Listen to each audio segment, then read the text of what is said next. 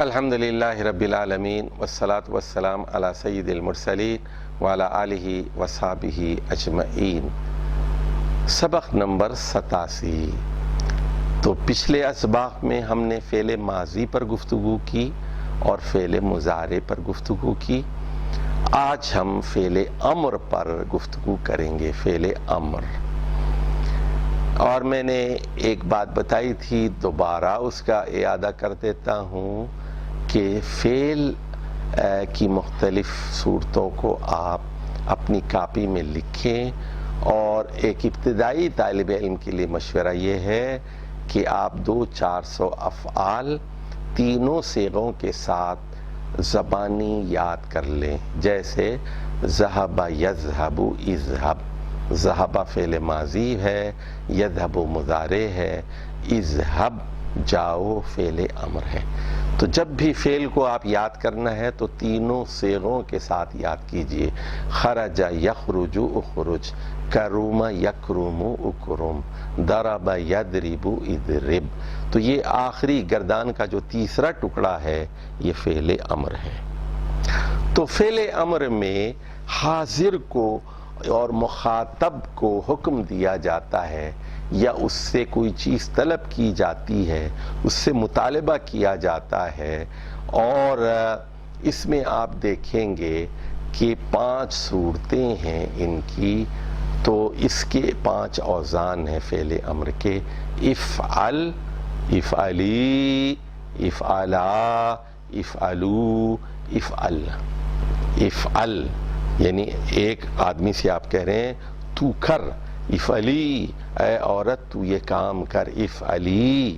2 ہوں تو آپ کہیں گے افعلا تم دونوں یہ کام کرو، افعلو تم سب یہ کام کرو، افعلنا تم سب عورتیں یہ کام کرو۔ 5 صورتیں ہیں۔ اب اس کی اور طریقے سے ہم بات کرتے ہیں۔ اذہب، اذہبی، اذہبا، اذہبو، اذہبنا۔ اسی طرح اخرج نکل جاؤ، اخرجی، اخرجا، اخرجو، اخرجنا۔ تو یہ اخرج، اخرج، اخرجی۔ اسی طرح اور آپ الفاظ کو لے لیجئے، بہت سارے الفاظ، 5 یہ صورتیں ہیں فعل امر کی۔ فعل امر معروف ہے: افعل، افعلی، افعلا، افعلو، افعلنا۔ اب چلیے اس کی چند خصوصیات کا ذکر کرتے ہیں۔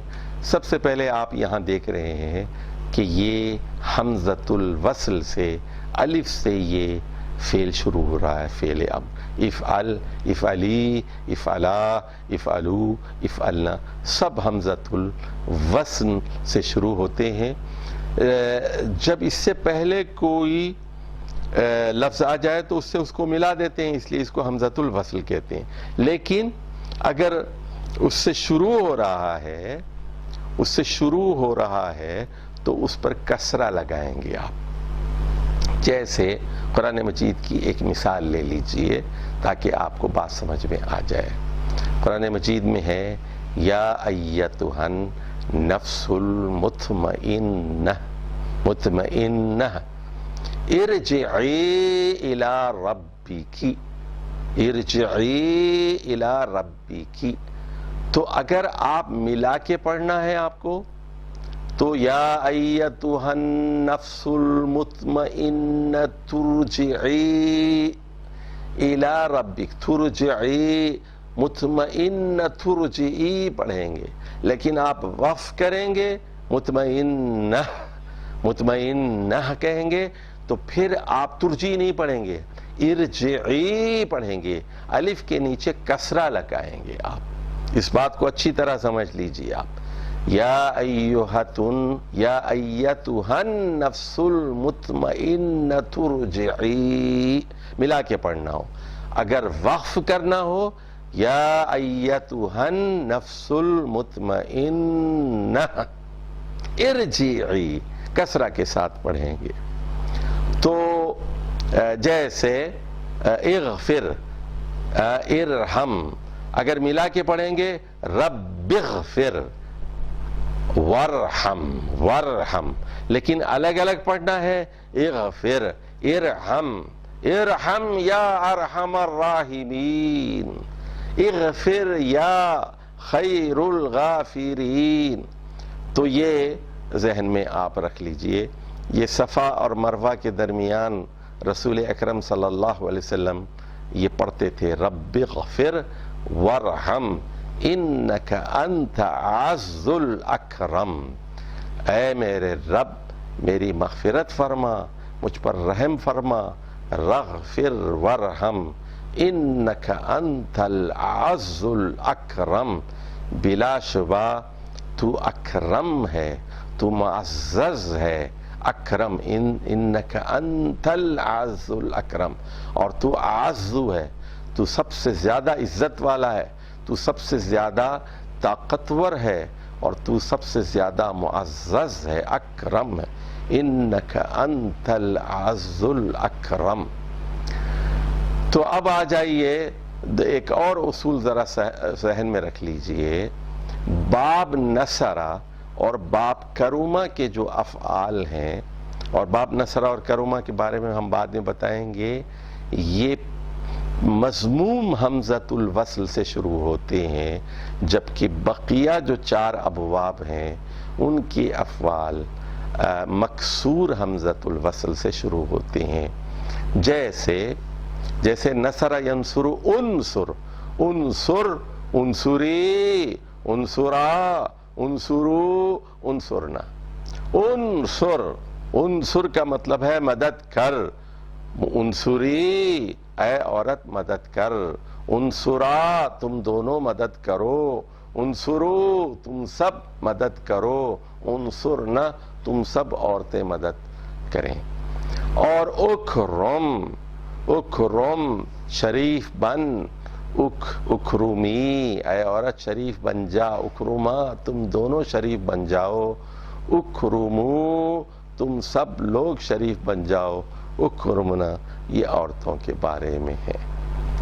اب یہاں افعل کے اندر یہ بات بتائی جا چکی ہے، انت چھپا ہوتا ہے، جیسے آپ کہتے ہیں افعل یہ کام کر کا مطلب ہے تو یہ کام کر، تجھے یہ کام کرنا چاہیے، اخرج کا مطلب ہے تو یہاں سے نکل جا، اذهب کا مطلب ہے تو یہاں سے چلا جا۔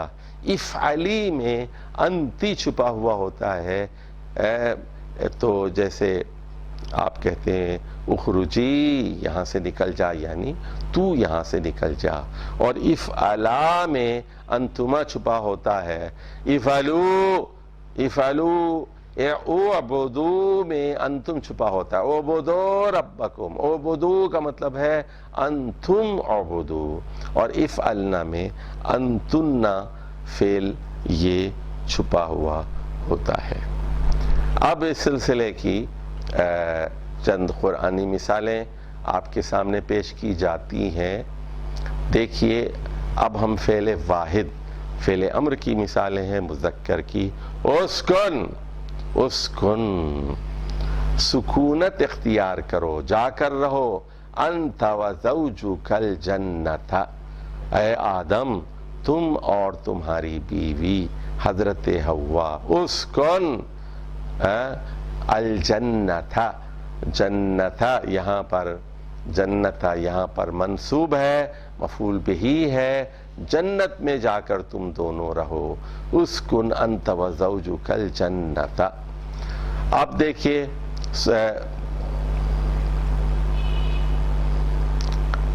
وَاصْبِرْ لِحُکْمِ رَبِّکَ، وَاصْبِرْ لِحُکْمِ رَبِّکَ، وَاصْبِرْ صبر یصبر، وَاصْبِرْ تو یہ فعل حکم ہے، اور یہاں صبر کا مطلب ہے انتظار کرو۔ صبر کے عربی زبان میں 13-14 مفہوم ہیں۔ ایک تو یہ ہے کہ جزا فضا نہ کرنا اور چلانا نہیں، چیخنا نہیں، اس کو صبر کہتے ہیں۔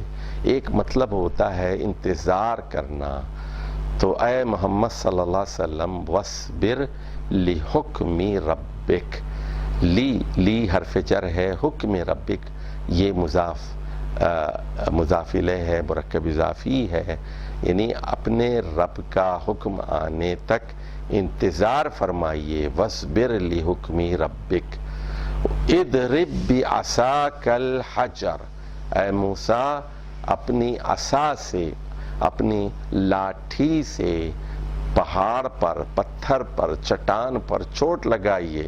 اضرب بعصاک الحجر، تو ارکب معنا، ارکب، حضرت نوح نے اپنے بیٹے سے کہا ارکب، سوار ہو جا ہمارے ساتھ کشتی پر، ارکب معنا۔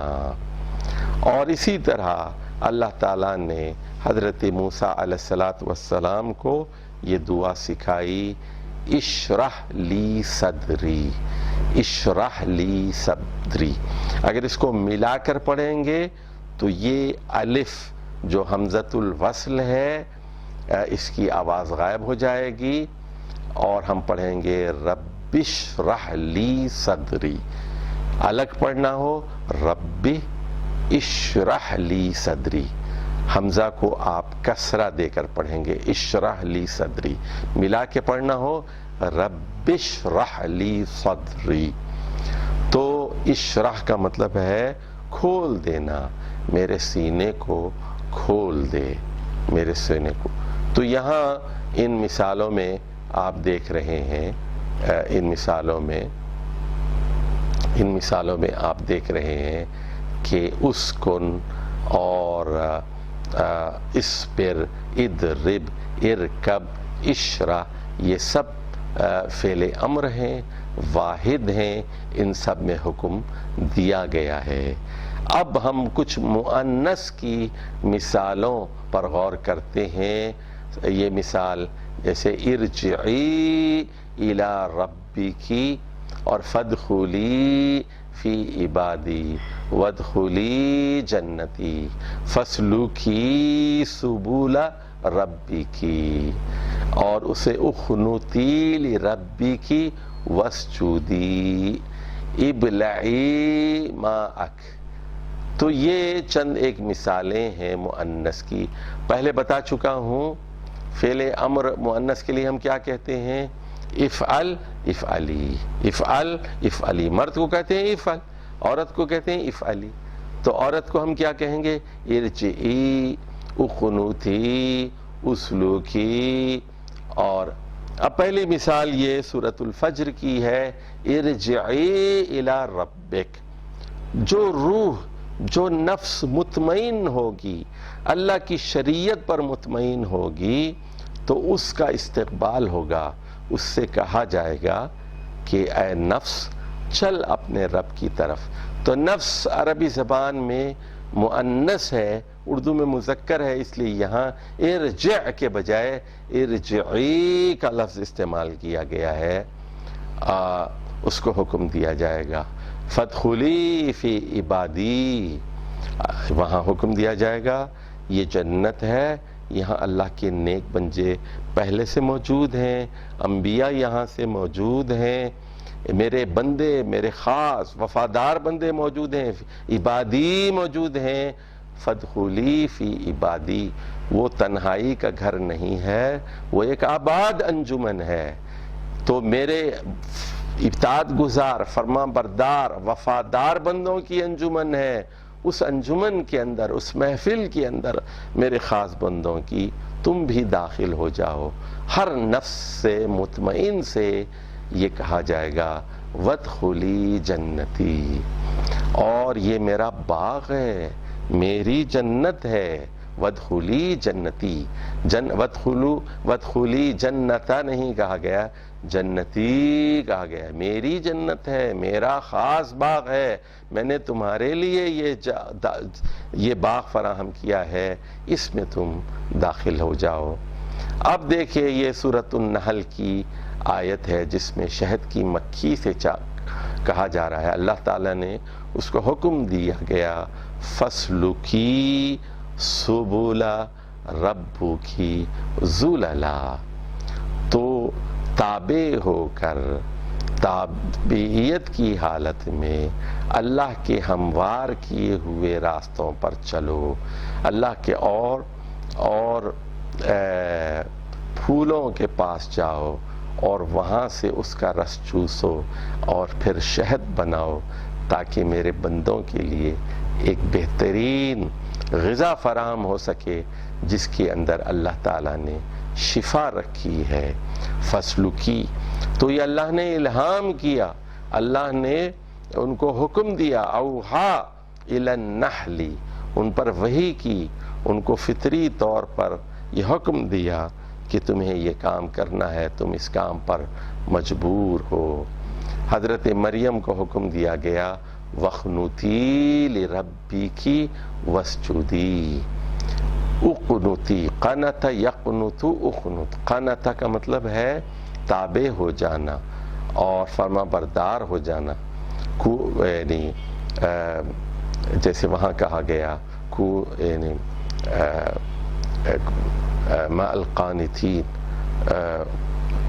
تو یعنی جھکنے والوں کے یعنی قوموا للہ قانتین، قوموا للہ، جب نماز میں تم کھڑے ہو تو فرما برداری کی حالت میں کھڑے ہونا، قانتین، اسی سے دعائے قنوت بھی ہے، فرما برداری کی دعا۔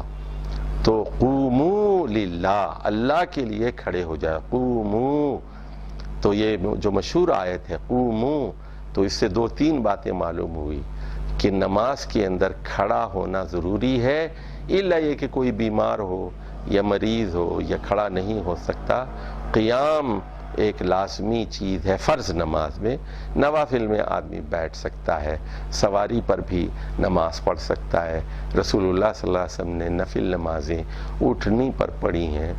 تو لِرَبِّكَ، اُخْنُتِي لِرَبِّكَ، ربی کی، اے مریم اپنے رب کے لیے فرما بردار بن جائے، وَاسْجُدِي، اسی کے لیے سجدہ کرنا۔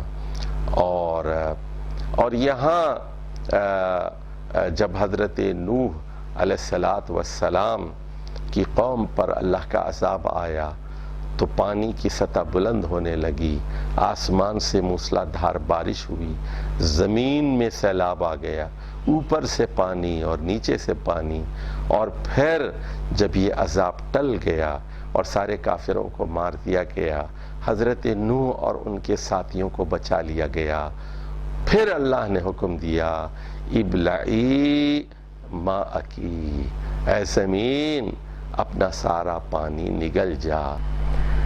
فعل امر کے سلسلے میں ہم نے آپ کی خدمت میں یہ بات رکھی تھی کہ اس کی 5 صورتیں ہوتی ہیں، افعل، افعلی، افعلا، افعلو، افعلنا، اور اس کی مثالیں ہم نے قرآن سے دی تھی کہ پہلے اللہ نے صرف حضرت موسیٰ سے کہا اذهب الى فرعون، اور اس کے بعد حضرت موسیٰ اور حضرت ہارون دونوں سے کہا اذهبا الى فرعون، تم دونوں فرعون کے پاس جاؤ۔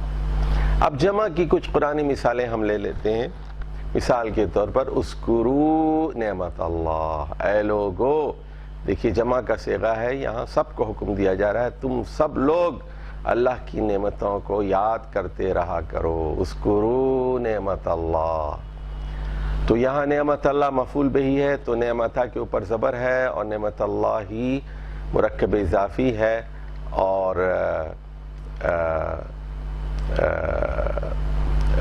اس میں مضاف الیہ ہمیشہ مجرور ہوتا ہے۔ اسی طرح اب مثال دیکھیے، اے دلو، اے دلو، تو تم سب لوگ عدل و انصاف سے کام لو، تو جمع کا صیغہ ہے۔ اسی طرح وضو کے سلسلے میں فرمایا گیا فَاغْسِلُوا وُجُوهَكُمْ، اپنے چہروں کو دھو لیا کرو، فَاغْسِلُوا، تو فَاغْسِلُوا، اغسلوا، یہ جمع کا صیغہ ہے، فعل امر ہے، وجوہ ہائے پر زبر ہے، مفعول بہی ہے، اور مفعول بہی منصوب ہوتا ہے، وجوہکم مرکب اضافی ہے، اور کم مضاف الیہ ہے، مضاف الیہ ہمیشہ مجرور ہوتا ہے۔ اب جمع مؤنث کی کچھ مثالیں ہم لیتے ہیں۔ فرمایا گیا سورۃ الاحزاب میں وَقَرْنَ فِي بُيُوتِكُنَّ، اے عورتوں اپنے گھروں میں ٹک کر بیٹھی رہو، قرن فی بیوتکن۔ تو اسی طرح وَأَقِمْنَ الصَّلَاةَ، اے عورتوں نماز قائم کرو، نماز قائم کرو، اقمن الصلاۃ۔ تو اسی طرح آپ ان اب 5 افعال کو اپنے ذہن میں رکھ لیجئے، افعل، افعلی، افعلا، افعلو اور افعلن۔ جیسے مثال کے طور پر اذکر، اذکری، اذکرا، اذکرو، اذکرن۔ تو اس طرح آپ اگر 30-40 افعال کو لے لیں، وربس کو لے لیں اور ان 5 مختلف صیغوں کی مشق کریں گے تو انشاءاللہ تعالی آپ فعل امر پر مہارت حاصل کر لیں گے۔